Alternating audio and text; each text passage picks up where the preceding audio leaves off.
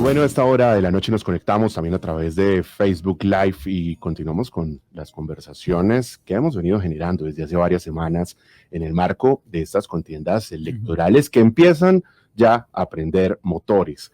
Hay diferentes alternativas en el abanico de precandidatos en este momento en Colombia para las elecciones presidenciales que se llevarán a cabo a comienzos del próximo año. Y esta noche la cita es con el senador John Milton Rodríguez, además precandidato presidencial por el partido Colombia Justa y Libre. Senador, bienvenido, buenas noches. Muchísimas gracias, estoy muy complacido de estar con ustedes. La verdad que pues una oportunidad muy linda que tenemos de compartir con todos sus oyentes. Agradecerte a ti, a Juan Manuel, a Jimena, a Ana Milena, esta oportunidad y esperamos pasar un rato muy agradable compartiendo nuestras propuestas de cara a lo que viene para Colombia. Creo que es el tiempo de estar alineados a la tecnología, a nuestros jóvenes, a los nuevos emprendimientos, así que es una oportunidad maravillosa de generar propuestas en este tiempo. Bueno, pues de eso se trata y por supuesto a Jimena nuevamente buenas noches y qué bueno que se suma a esta conversación y bueno, pues vamos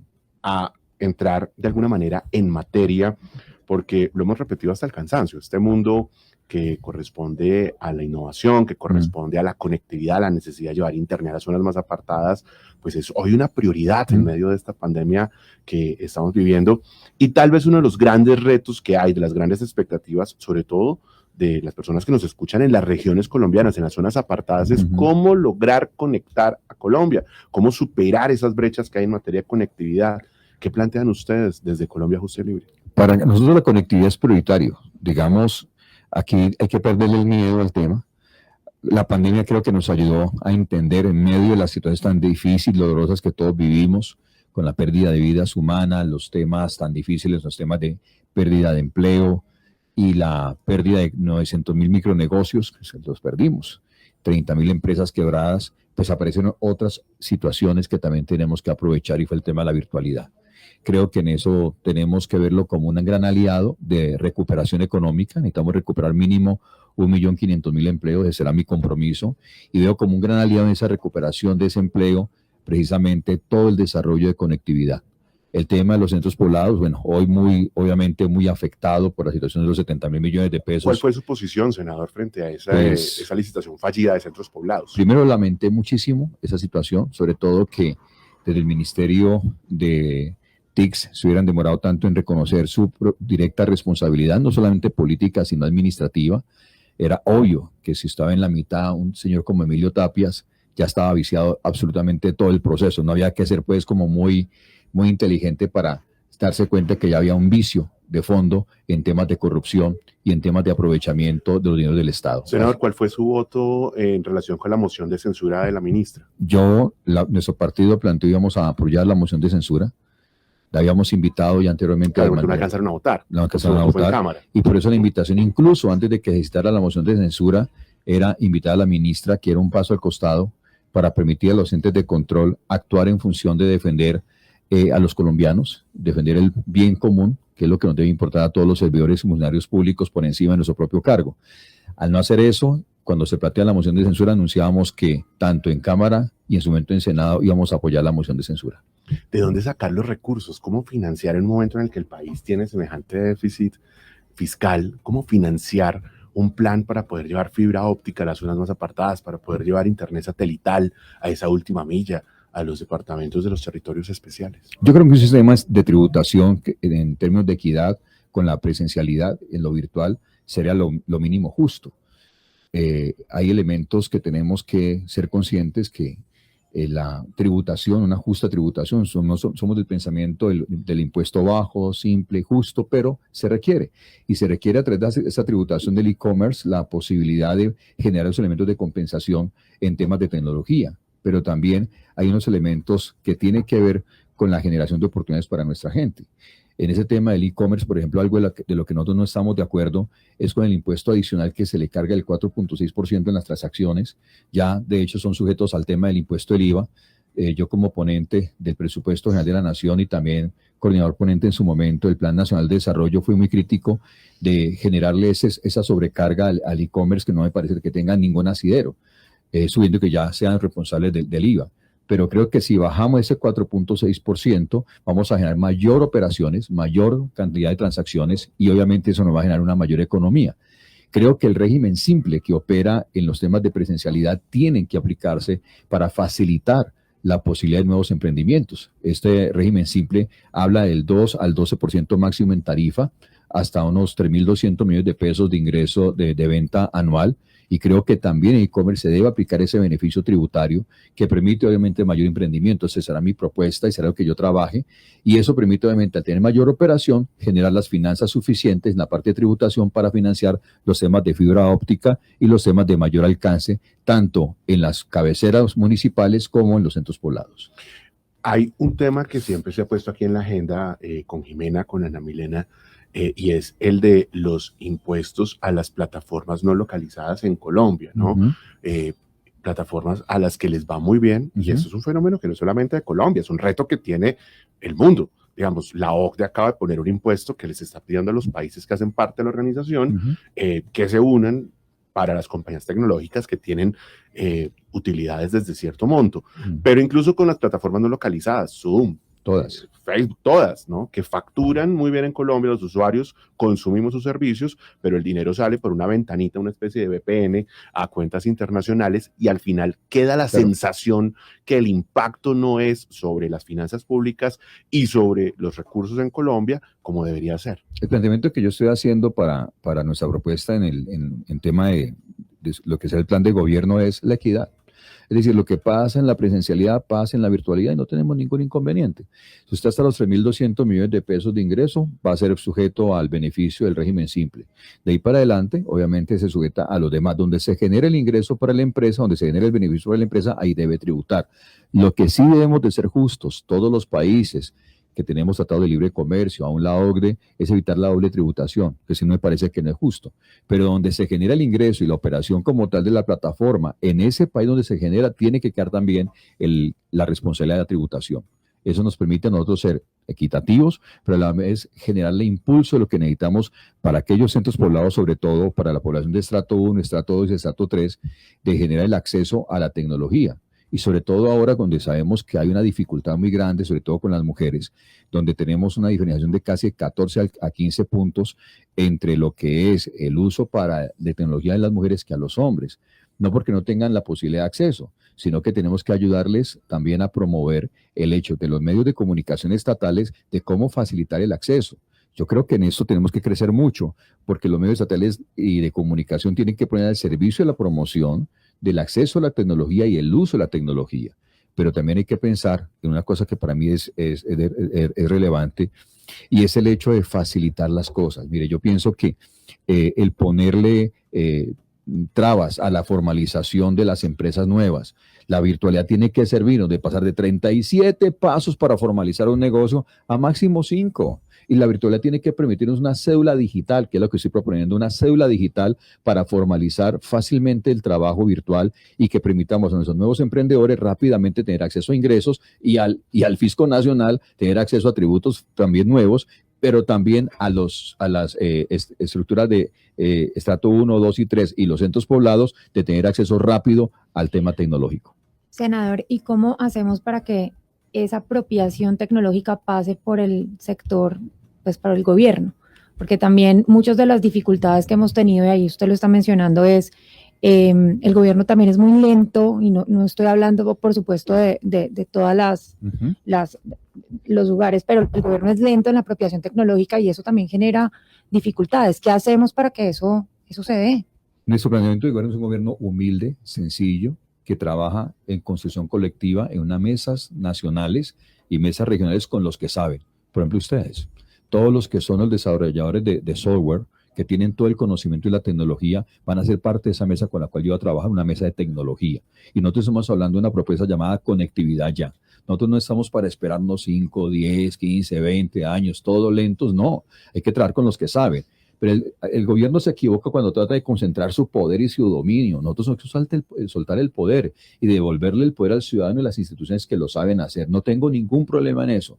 Y creo que en la medida en que nosotros soltemos el poder, lo entreguemos a quien lo conoce, a quien sabe los temas, y podamos empoderar al ciudadano, lo vamos a hacer muy fácil. La conectividad tiene que ser ya y no nos podemos esperar más tiempo. De hecho, parte del problema de la educación en Colombia, con una cobertura de apenas del 53% para estudio superior, vamos a resolver con temas como homeschool o estudio en casa, pero también con apropiación tecnológica para nuestros niños y nuestros jóvenes. Mire lo que está pasando con plataformas de inglés, por ejemplo. Tiene una facilidad, una multiplicación, una introducción al mercado súper fácil, una cobertura súper amplia, y es lo que podemos hacer con todas las tecnologías y con todas las plataformas. Mi compromiso es una mesa nacional de tecnología con un programa llamado Conectividad Ya, que permita facilitar, reducir los pasos de formalización, facilitar los temas de tributación, con impuestos muy simples y muy bajos para aquellos que apenas están realizando sus emprendimientos, y equiparar lo que pasa en la presencialidad con la virtualidad sin ponerle impuestos mayores. Vamos a rebajar, vamos a eliminar el impuesto del 4.6%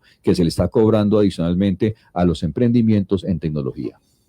Sí. Senador, le voy a cambiar de tema para preguntarle, y ahorita le digo por qué le estoy preguntando esto, pero usted en el ejercicio de la política, ¿qué tan amigo o enemigo es de las redes sociales? Soy muy amigo. Las redes sociales son un elemento que facilita, donde yo soy amigo de las redes sociales porque quiero seguir siendo amigo de mis nietos. Yo soy abuelo prematuro de 5 nietos. Sí, le toca. Soy padre de 4 hijos. Yo me ponga de chistoso a complicarme la vida. Yo pierdo a mis nietos. Entonces, el mensaje para toda nuestra generación es: no nos compliquemos la vida. Existe la tecnología, aprendámosla a usar y dándole el mejor uso posible. En eso no podemos de ninguna manera dudarlo ni un solo segundo. Claro, y le preguntaba por las redes sociales porque usted ha tenido una postura muy clara en contra del aborto y el matrimonio igualitario. Y me preguntaba a que si aprovecharía las redes sociales para hacer campañas justamente que vayan de la mano con esa postura suya. Yo aprovecharía las redes sociales para darle alternativas a la gente. Yo pienso que desconocer lo que la Corte Constitucional ha hecho, pues obviamente más bien voy a dar alternativas. Yo soy de la postura de dar opciones a la gente. Y la opción Provida es una opción maravillosa. No es ir en contra de nada, sino ir a favor de la vida de la mamá gestante, del bebé en gestación. Y creo que hay que mostrar a la gente la realidad, así sea muy difícil o muy cruda, pero primero hay que generar esa oportunidad de que la gente sepa qué está diciendo. ¿Qué es un aborto? La gente sabe qué es un aborto, sabe qué significa un aborto a los 3 meses, a los 6 meses, a los 8 meses, a los 9 meses. Sabe qué significa eso, visualmente conoce qué es eso, qué significa, qué implica.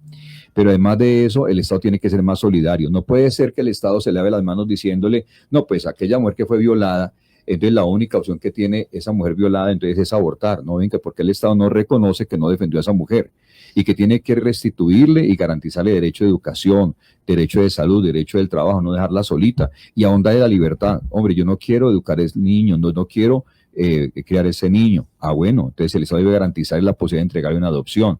Pero yo creo que es un grave error atentar contra la vida de ese bebé, porque ese bebé no fue el victimario, es una víctima también. Aprovecharía, digamos, las redes sociales para hacer campañas para que el matrimonio se diera entre un hombre y una mujer y no igualitario. Pues lo haría desde el punto de vista formativo, educativo. Yo diría que, fíjate, en el caso mío, pues yo puedo compartir que es muy, muy importante que en la crianza de un hijo tenga el afecto del padre, el afecto de la madre. No es lo mismo el papá que mamá. Y aquí me va a faltar el agüita. Ya le traemos un poco de agua al senador. No es lo mismo el afecto de un padre que una madre. Son afectos complementarios. Y esa parte afectiva es tan importante. Los elementos de lineamientos en la vida son trascendentales. Lo vivo en mi vida práctica, criando 4 hijos, y digo, yo lo que hacía mi esposa yo no lo podría reemplazar, jamás, por más que yo quisiera. Los detalles, el cariño, el afecto, los detalles de la mamá, es imposible para un papá, para un hombre, llegar a esa sensibilidad que solamente la mujer puede tener. Déjeme ayudar a que el senador me un poco de aire, porque además el tema me parece que es muy bueno, porque estamos viviendo unos tiempos en los que la democracia está puesta en los canales digitales y la capacidad que tienen hoy gobernantes, líderes políticos, de hacer uso de sus redes sociales, tanto para contar las ofertas de bienes y servicios que puede tener el Estado, pero también para adoctrinar, son enormes. Estamos viviendo un momento en el que la red social Facebook, bueno, YouTube también suspendió un video del presidente de Brasil, el presidente Bolsonaro, por presuntamente, dicen ellos, yo no he visto el video, pero lo cuentan, haber dicho o haber puesto una información sobre el tema de vacunación que carecía de verdad, que no era real, digamos, que afirmaba cosas que no eran ciertas. Y entonces la responsabilidad que tienen los gobernantes sobre eso en eso es enorme, ¿no? La parte científica, Ana Milena, Jimena y Juan, es muy importante. La parte científica y técnica de todos los conocimientos no los podemos seguir rechazando. Nadie científicamente me puede negar que del día 1 que está la fecundación ya hay la vida en proyección de un ser humano. Científicamente no se puede negar.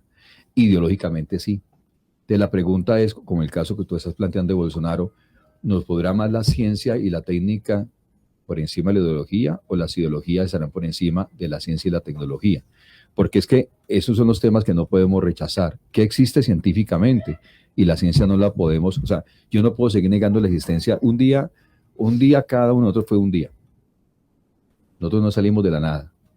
Un día cada uno fue un día, y científicamente está demostrado que hay vida desde el mismo momento en que hay fecundación. Entonces es importante que la ciencia no la rechacemos.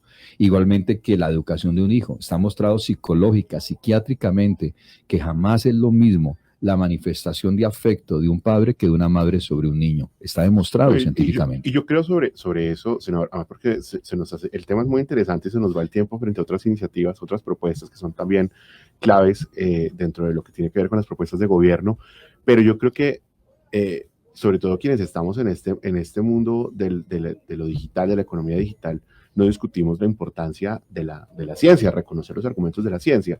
Allí lo que sigue y los debates que tienen que ver con esta cuarta revolución industrial y con los avances de la ciencia son los que tienen que ver, por ejemplo, con la bioética, con las decisiones y las normas pensadas alrededor de la ciencia, independientemente de si, por ejemplo, es que es un debate enorme, de si se reconoce que hay vida desde el primer día, desde el día cero o no, pero independientemente habrá que pensar entonces unas leyes y unas normas para esos nuevos avances de la ciencia. Y en ese sentido, como estamos hablando puntualmente del aborto, entonces decidir si que ya constitucionalmente hay unas decisiones en torno a eso, al menos en Colombia, y cada país pues tiene unos contextos distintos, pero habrá que pensar justamente esas decisiones alrededor de los avances científicos, porque también hay que poner de lado el contexto que puede tener una mamá o una persona que haya tenido por ejemplo, una violación, que haya tenido una situación desafortunada, y esa decisión personal al final, pues de decidir qué hacer o qué no hacer.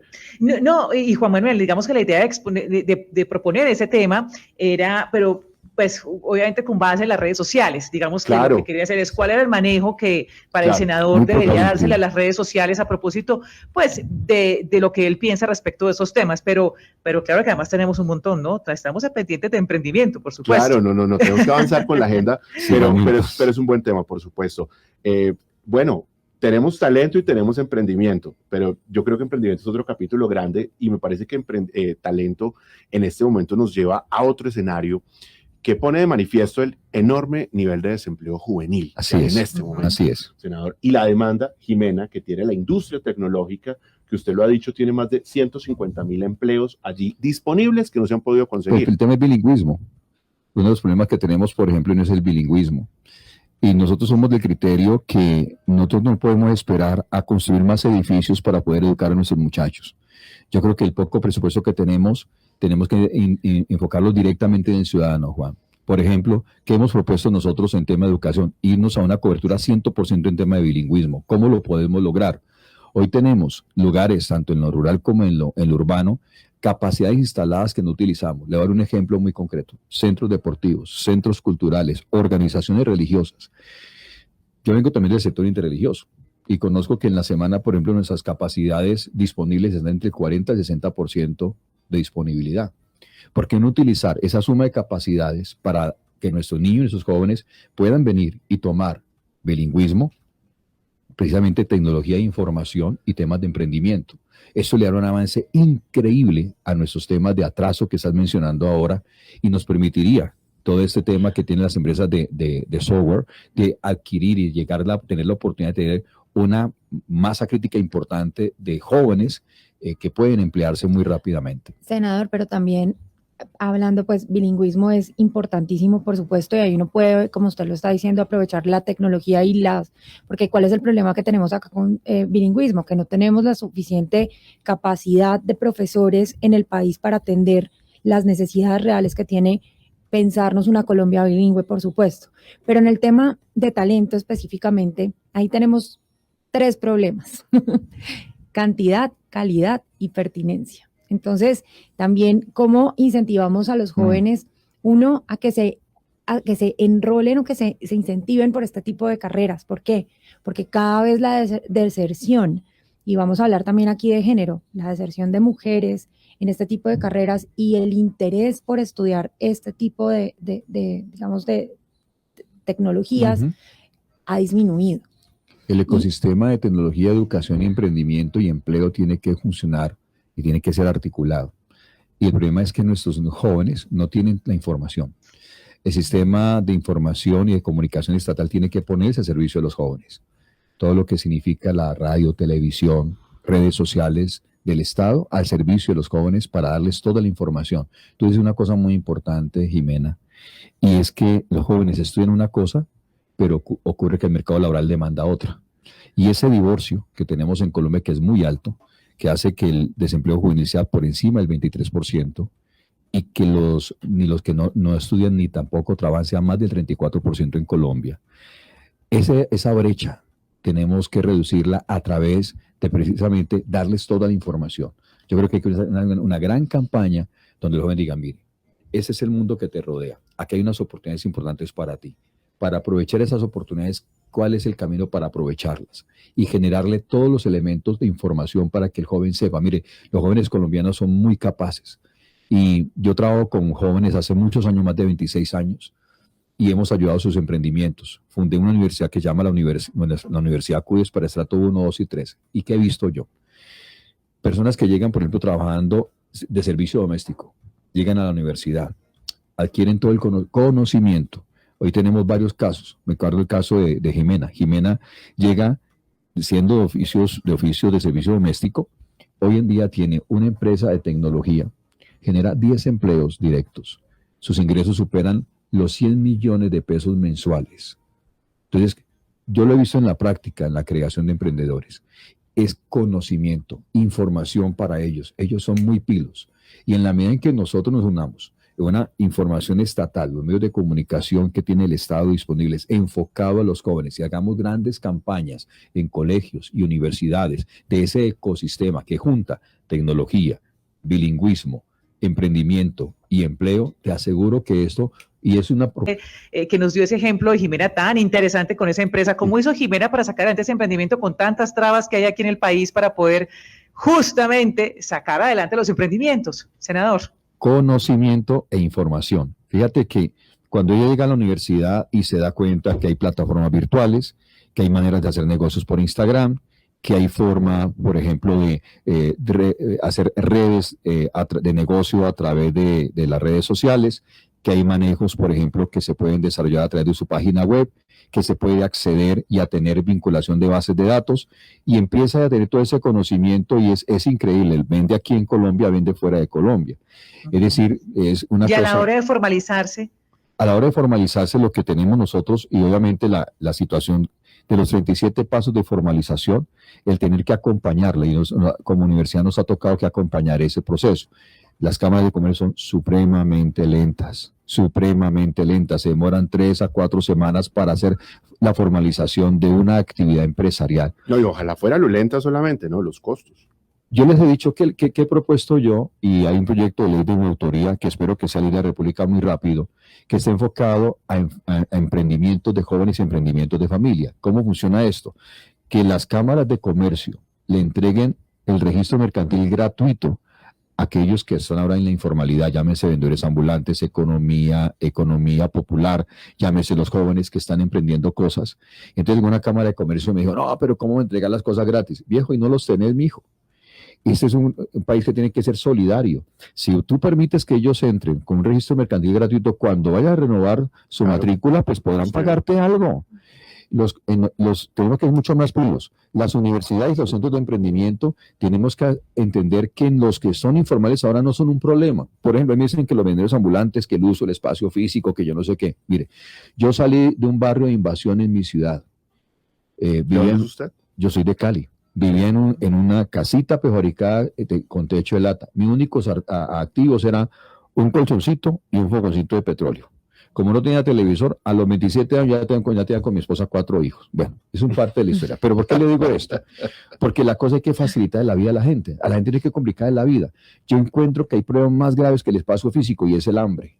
Cuando esa persona sale a vender bomboncitos y bananitas, sale a resolver un problema de hambre en su casa. Mire, Juan Pablo fue un jovencito con el cual estuve compartiendo en el parque de la ciudad de Pereira. Él vende bonais. Y él me decía, es que la policía nos mantiene quitando aquí, nos mantiene poniendo allá. Yo decía, no puede ser que no lo entendamos, que más allá del espacio físico, si los ayudamos a ellos a ver ese pequeño micronegocio como un legado empresarial para su propia familia, la cosa es distinta. Entonces, cámaras de comercio, universidades, centros de emprendimiento, enfocados en la formalización del que hoy está informal, empezando por los jóvenes emprendedores, yo te aseguro, como el caso que les conté ahora, una jovencita que viene del servicio doméstico, que tiene ahora su emprendimiento, que genera empleo, por el amor de Dios, es simplemente facilitarle la vida a las personas y en eso me voy a enfocar muy, muy, muy fuerte. Si una cámara de comercio no es capaz de facilitarle la vida a los nuevos emprendedores, entonces ¿para qué existe? Es que tenemos que cuestionarnos de fondo todos y tener decisiones disruptivas. Y yo os invito a las cámaras de comercio a que nos propongan pasar de 37 pasos a 5 pasos y pasemos adelante y le sembramos el primer registro mercantil a nuestros emprendedores y a partir de ahí vamos a ver, ojo con esto, tenemos 10 millones de personas en la informalidad, es una realidad, la vamos a seguir desconociendo. ¿Tú te imaginas que la primera vez que estos 10 emprendedores que reciben su registro mercantil gratuito vengan a renovar su matrícula, cuánto ingresos no reciben las cámaras de comercio que hoy no tienen? Es simplemente pensar en el mediano y largo plazo y no solamente ser cortoplacistas, que es el problema del subdesarrollo. Subdesarrollo está atado al pensamiento de inmediatez. El desarrollo está atado al pensamiento del mediano y largo aliento. Esa será mi propuesta de trabajo para los emprendedores. Bueno, es que el tema de las cámaras de comercio también nos da para un capítulo larguísimo, porque siente uno que hay un afán, de alguna manera, un propósito, pues bien pensado, de lograr que muchas empresas se registren, pero a veces siente uno que lo que podría es crearse un estímulo para que más allá del mismo registro, lo que logren es perdurar en el tiempo. Entonces usted ve que se crean 100 y se eliminan 100. Ese es el problema. ¿No? Se crean, de verdad. Sí, Mira, sí, bueno, ¿no? pero usted lo ha dicho, Juan Manuel, eso es un tema que tiene tanto de largo como de ancho, porque también digamos que la oferta académica que ofrecen las cámaras de comercio, van de la mano con esos ingresos que reciben, ¿no? Y hay otros temas también. Exacto, la dificultad de acceso a crédito para que puedan apalancar sus negocios, ¿no? Entonces, sí, es la propuesta del senador, pero también habría que revisar la viabilidad y bueno, es un tema largo. Bueno, senador, deme 5 segundos de decirle la viabilidad. Claro. Hoy esos 10 millones de personas no están en ningún lado. No tienen pensión, no tienen seguridad social, Cámara de Comercio no los conoce. Yo lo que digo es, tracemos puentes. Este es un país que tiene que aprender a romper paredes y trazar puentes. Y esos puentes se llama solidaridad, esos puentes se llama fraternidad, esos puentes se llama pensar en el mediano y largo aliento. Mire la banca estatal como ha sido ineficiente. Nosotros aprobamos el grupo bicentenario para juntar 21 entidades del Estado y generar las posibilidades de acompañamiento al colombiano de a pie, al colombiano de estrato 1, 2 y 3. Voy a impulsar que la banca estatal sea la banca que financie los nuevos emprendimientos de nuestros muchachos, una banca que se mueva. La banca privada no tiene ningún interés en los nuevos emprendimientos. La banca privada no tiene ningún interés en nuestras MIPYMES. A nosotros sí nos tiene que importar. Y la banca estatal va a estar al servicio de los emprendedores y de las MIPYMES para garantizar a través de tecnología, a través de la virtualidad, esas posibilidades. Yo quiero cerrar simplemente diciéndoles esto. Yo creo que nosotros tenemos una gran oportunidad en Latinoamérica de ser realmente líderes como empezamos siendo líderes en el año 1999. Ustedes recuerden que en ese tiempo fue el primer país latinoamericano en empezar con comercio electrónico. Nosotros no podemos perder ese liderazgo. Lo tuvimos en el año 1999. Tenemos la capacidad de hacerlo. Es simplemente los jóvenes son el bastión del comercio electrónico, son el bastión de los emprendimientos nuevos a nivel virtual y no los podemos perder y perdamos el miedo. Aquí un jovencito de 12, 13 años arranque a hacer sus emprendimientos. Perdamos el miedo a eso, porque ellos están pensando cómo podemos progresar y cómo podemos avanzar. Y creo que en la medida que tenga la información, la comunicación y generemos un ecosistema donde todos nos juntemos, una gran mesa nacional de tecnología con el concepto de conectividad, ya vamos a ver grandes sorpresas. Estoy seguro que estos infortunados índices del 23% de desempleo para nuestros muchachos o el 33% de los jóvenes que ni trabajan ni estudian, lo vamos a reducir a la mínima expresión y tengo toda la confianza que la conectividad, la tecnología, los jóvenes en el emprendimiento son la base del desarrollo de mi país y ese será mi compromiso. Pues hemos conversado con el senador John Milton Rodríguez, que es precandidato presidencial por el Partido Colombia Justa Libres. Senador, ¿cuándo se va a definir la candidatura de su partido? Bueno, ese 30 de octubre es una gran cita. La Convención Nacional del partido va a definir el procedimiento para que antes de finalizar el mes de noviembre, por tardar, tengamos definido el candidato presidencial. O sea, a finales de noviembre se sabrá. Sí, señor. Estamos muy optimistas, hemos recorrido prácticamente toda la región, en más de 14 departamentos, y hemos hecho un trabajo muy enfocado, muy juicioso, escuchando las regiones, haciendo propuestas, muy enfocado en lo siguiente, Juan, en el desarrollo, la seguridad y la justicia.